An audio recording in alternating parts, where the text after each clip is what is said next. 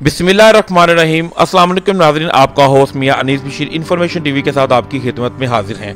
नाज़रीन, ये जो आपको एक स्क्रीन पे एक बच्चा नज़र आ रहा है, कसूर में एक इंतहाई अफसोसनाक वाक़या ईद के रोज़ पेश आया।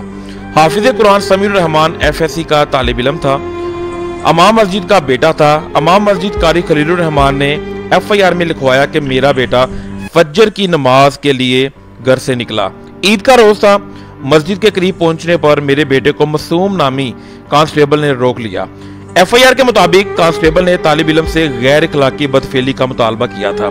पुलिस कांस्टेबल मेरे बेटे को जिनसी ज्यादती का निशाना बनाना चाहता था, जिस पर समीर रहमान ने इनकार कर दिया।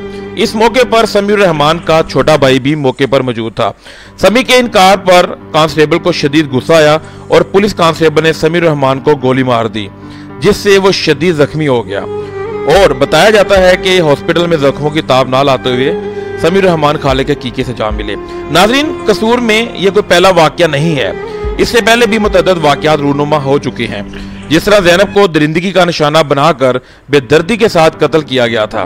समीर रहमान के कत्ल के हवाले से गुज़श्ता रोज वज़ीर आला पंजाब उस्मान बुज़दार और वज़ीर कानून राजा बशारत ने नौजवान के कत्ल का नोटिस लेते हुए DPO कसूर से गिरफ्तार मुलजिम के खिलाफ अब तक की मुकम्मल कार्रवाई की रिपोर्ट तलब कर ली और यकीन दिलाया कि मजलूम खानदान को हर मुमकिन इंसाफ फराहम किया जाएगा। नाजरीन, इनके वालिद का भी यही मुतालबा है आला अदालतों से, सुप्रीम कोर्ट से, हाई कोर्ट से कि मेरे बेटे के कातिल को सख्त से सख्त सजा दी जाए और मुलजिम को कैफरे किरदार तक पहुंचाया जाए। अगर अभी तक आपने मेरा चैनल सब्सक्राइब नहीं किया, मेरे चैनल को सब्सक्राइब कर दें और लाइक कर दें। अल्लाह हाफिज़।